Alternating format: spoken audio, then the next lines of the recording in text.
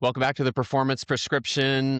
Matt, I think you get the award right now for recording the most episodes so far. So, congrats on that. So, what do you hope to hear from Carleigh before we bring her on? I've really been enjoying our time together, and every session I learn something new. I learn more about our guests, and I learn more about healthcare marketing and communications in general. And just by way of background, I met Carleigh several months ago at a conference, and we had a really great conversation there. And she's doing something pretty unique in the healthcare marketing and communications world. So I'll let her tell her story. But what's really impressed me about Carleigh is her commitment to story and storytelling, how she goes above and beyond in humanizing science and humanizing research. So, Carleigh, without further ado, welcome. Thank you for being on the show today. Thank you for that kind introduction. I'm really happy to be here. Yes, yes, we're very, very glad to have you.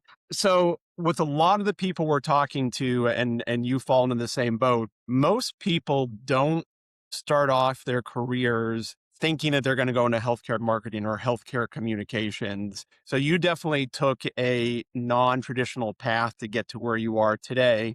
So can you tell us a little bit about your role and your background and how you got into healthcare? Yeah, thank you. I am currently working at the University of North Carolina at Chapel Hill in research communications. I'm leading research communications for the university, and I fell into that in a very meandering way that I think has just turned into a beautiful path for me.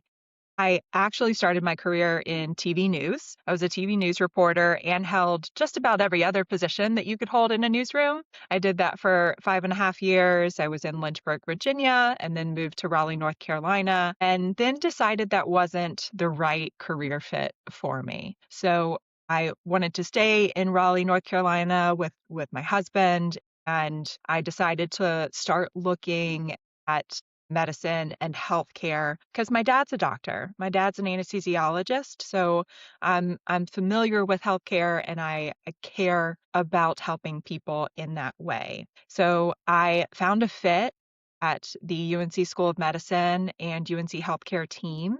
They're a very integrated team because in Chapel Hill, UNC Health is an academic medical center. It's a teaching hospital.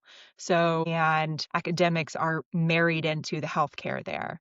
So that was a perfect fit for me and my entry into clinical trials and therefore research. Awesome. That's a great story. I can definitely see, you doing the news at 11, but I'm glad you made the transition. But you kind of helped me understand a few things last time we chatted. So you're now part of the University of North Carolina. You're no longer part of UNC Health, but there's a distinct overlap there. So tell us a little bit about your current role and then how your teams are working together. It's pretty unique. It is, and I would say we are aggressively collaborative. That's how I frame our work across the UNC system. So I view the UNC system as a comic book fan as like a universe. So the university and the healthcare system are part of that universe, but they're kind of different characters within that universe. However, their stories cross over a lot. And I still have great relationships with the folks that I worked at in the School of Medicine and UNC Health. And, I've been in this position for 4 years, but that School of Medicine position was the one I held before this. So I have just been able to continue those relationships and even lean harder into the clinical trials and research aspect of what's going on at UNC Health and be able to elevate that better from my current position at the university. Awesome. Really like the comic book analogies. So we're talking about two different movies, but crossover characters. So that's Absolutely. perfect. So then, in your current role, can you tell us a little bit about some of the research that you're working on, and then what your role is?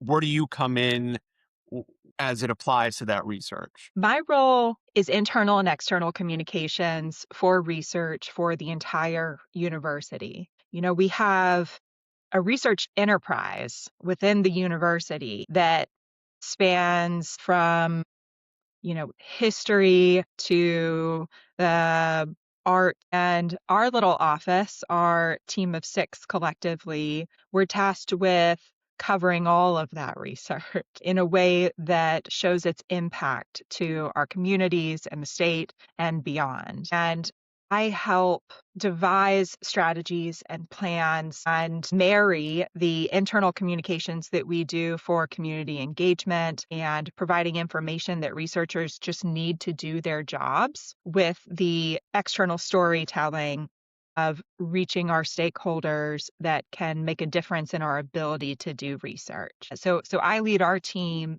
but then I also collaborate with other senior communicators across the university who have a hand in research comms, and that includes our relationship with the School of Medicine. So as a whole, I am making sure that our internal communications is complementing our external communications because, as we know, internal communications can always be external communications at the click of a button. Whether we want them to or not. Exactly. So we like to make sure that all of our messaging is complementing each other and that we are reaching our audiences with the right message. Perfect. Then when we chatted last time, one of the things that you said that sounded really important and really impactful was your desire to humanize the research and tell it in a way, I mean, share the story of the impact that it's making. So can you give some examples of that? What does it mean to humanize research and how do you present that in a way to make a positive impact? I think what our office excels at doing is humanizing the researcher. And we really try to explain their history, their path to finding their passion for their work.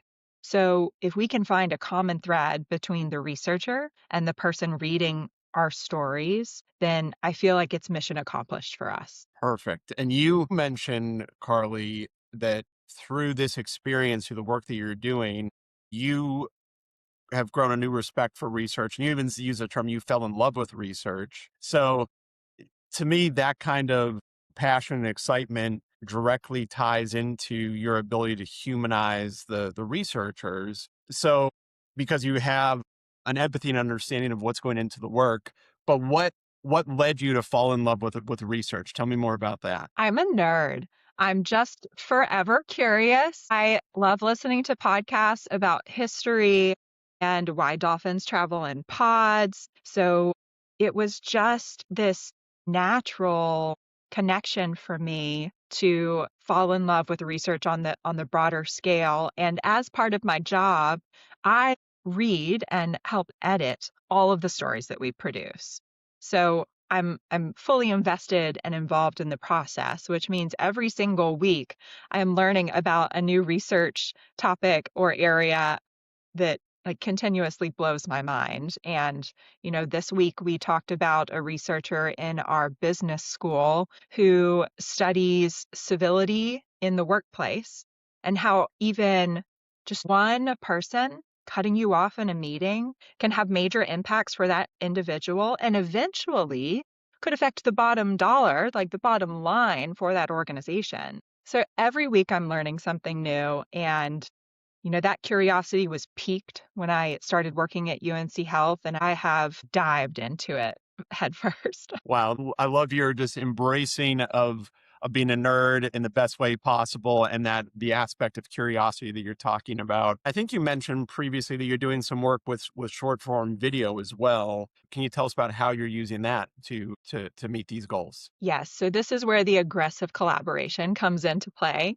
You know, our team, we only have so many resources to devote to certain projects. So last year in particular, when we were really prompted with an urgent need to express the importance of research, we started a partnership with the School of Medicine and UNC Health to have them produce videos featuring clinical trial patients. And then we could promote those from our channels as well and expand our impact with those videos, expand our footprint. One person in the School of Medicine has taken on these videos and they're just beautiful. They're They're 1.5 minutes long, and they encapsulate what research means to an individual person who could be your neighbor, and how whatever happens in a lab is translating into your nearby clinic and your nearby, your personal physician. And these videos, I mean, I know I'm really tied to it. Like, of course they make me cry, but I've seen other people very emotionally affected by them. And I think a 1.5 minute video about what research means to an individual is extremely impactful and something that we need more of, across the board for every institution conducting medical research. We need more of this type of communication. For the average person like myself or some other people watching who aren't in the research mode on a day-to-day basis, seeing these stories and hearing the real life impact it's making for individuals, for families, for communities, that's what gets me excited. So I'm very, very glad that you and the team at UNC Health are doing these. I have a few more questions I want to dig into. But Jared, anything on your side, anything you want to ask Carleigh before I keep rolling? We could probably geek out about short form video. I guess so. I guess just like any other insights on that. I mean, my experience with it is that it's harder to tell a story well. Like it takes more work to tell it in that shorter amount of time and condense it and get it there correctly. Are there just any insights or learnings as you've been involved in creating those stories in this format in particular? I mean, is that the plan to keep doing more of it, I guess? And have you seen those types of results, I guess? Definitely keep doing more of it. And it's an iterative process. Of course, Robbie Passell is the one person in the School of Medicine who is creating these amazing videos. And really, he just started from an excellent point. So his skill set helped us just kind of start this campaign in an amazing place. But then there are iterations to other components of the video, down to the thumbnail that you add for the video, let's say on Instagram. So what is that thumbnail, that image that you're going to see before the video plays? We found that, the graphics with words were not doing as well as images with people. So we make that change. We look at the data, we make data informed decisions, and we make that edit. And then even subtitles and captions, the way those look and the how much of the screen space that they take up on, let's say, LinkedIn versus Instagram versus YouTube Shorts. There are things that you learn by doing. And I think across the board in communications, we just know that it is forever changing, and you have to look for those opportunities for improvement and really never get married to anything, because you might have to say goodbye to it at some point.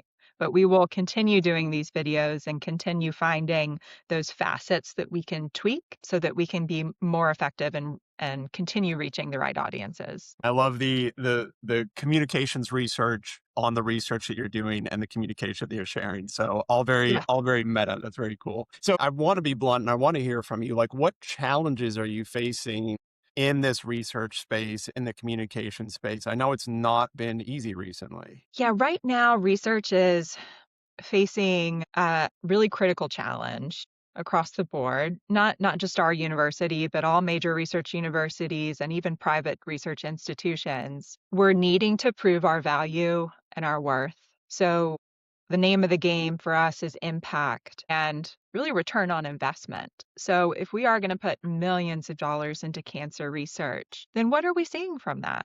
And we are seeing major advancements, but it's just the ultimate communication challenge of finding the right message and getting it to the right audience at the right time. And our message is impact, and it's finding those short form videos or those, graphics or the humanized research or story, and getting them in front of the right audiences at the right time. I think if we can all find a way to tell the story of the value of research, then we can continue these endeavors. Yeah. Very, very well said. And I think it's important to remember, no matter what situation we're in, we have a tendency to think it's the worst situation. There's there's always challenges. So whether it's in healthcare marketing, in healthcare, in research, no matter where you're at, no matter what's going on, there's always challenges.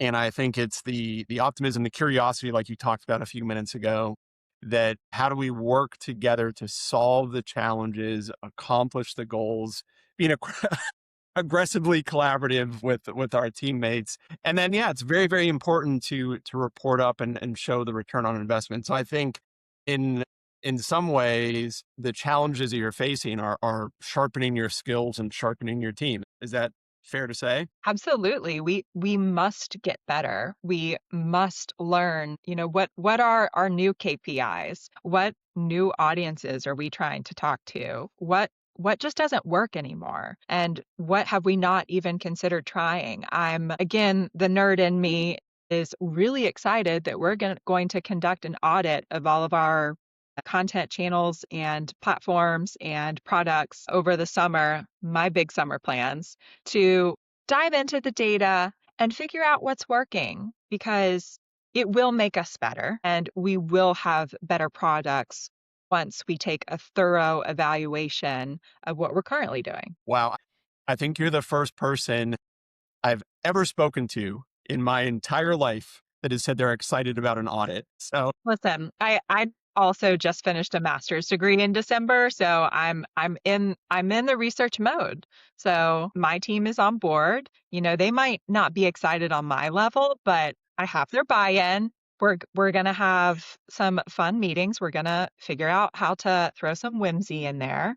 But throw some whimsy into the audit. That's perfect. Perfect. exactly. And if any team can do it, my team Yeah. can. So, Carleigh, the final question for today, just a few thoughts for, if someone's looking to get into research or healthcare communications or something along the lines of what you and your team's been working on, what kind of advice do you have for that person just starting out? There are fantastic internships, depending on where you are in your career. There are fantastic internships that are available for undergrads or graduate students. Our office actually provides an internship for science writers. And then there are professional societies. If you're in North Carolina, the Science Communicators of North Carolina is a great place to get plugged into. And their mas their mascot is a skunk because the abbreviation is CONC, skunk. So, so that's fun, right? Whimsy, There's some whimsy, whimsy right there. Skunk the whimsy. skunk. Skunk the skunk. Yeah. And then also LinkedIn. We all know LinkedIn is the ultimate networking platform. So if you have a genuine interest in science communications, then look for people that are already in that field. There are a lot of thought leaders in the research communications field, especially right now. So reach out to someone and I'm happy to talk to anyone and everyone about it. And that's great to hear, Carleigh. Thank you for all the advice and recommendations. And thank you for giving us a glimpse into your life and the work that your team is doing. I'm very, very thankful for research and the way that your team is connecting the research to real life stories really is helping people see the return on investment, see the importance, and hopefully it's going to have a really big downstream effect. So thank you for that. Yeah, thank you so much for inviting me to talk about it. Absolutely. Yeah, Carleigh, we really appreciate it. And I want to share with our viewers or listeners, if you want to connect with Carleigh, reach out on LinkedIn. And if you want to connect with Matt, he has a lot of insights and connections in this space. Reach out to him on LinkedIn as well. And we'll provide their profile links in the show description here so we can make that easy on you. But yeah, thanks again for joining us. Thank you. Thanks, everyone.